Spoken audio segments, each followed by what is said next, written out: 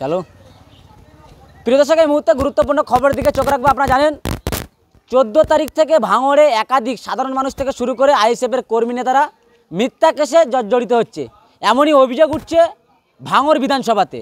আর এই মুহূর্তে ভাঙড় বিধানসভার বিধায়কের একেবারে যে অফিস, সেই অফিসে আমরা এসে হাজির হয়েছি এবং বিধায়ক নওশাদ সিদ্দিকী সাহেব তিনিও জানিয়ে দিয়েছেন এই যে মিথ্যা কেসে ভাঙড়ের মানুষকে ফাঁসানো হচ্ছে, এর জন্য আর কয়েকদিনের মধ্যেই কলকাতা হাইকোর্টে যাচ্ছেন ভাঙড়ের বিধায়ক পীরজাদা নওশাদ সিদ্দিকী সাহেব। এবং এই ভাঙড়ে দাঁড়িয়ে জানিয়ে দিয়েছেন যে এই যারা যেই অফিসার বলেন আর যেই দাদার কথা শুনে মিথ্যা কেস দেওয়া হচ্ছে আইএসএফ কর্মী নেতাদেরকে, তাদেরকেও দরকার পড়লে হাইকোর্টেতে তাদেরকে টেনে নিয়ে যাওয়া হবে, এমনই বার্তা জানালেন ভাঙড়ের বিধায়ক পীরজাদা নওশাদ সিদ্দিকী সাহেব। এবং এই যারাই কেস খেয়েছেন মিথ্যা কেস, তাদেরকে নিয়ে কি দাবি জানালেন ভাঙড়ের বিধায়ক পীরজাদা নওশাদ সিদ্দিকী সাহেব, দেখতে থাকুন বিস্তারিত খবর আইএসএফ বাংলার পর্দায়।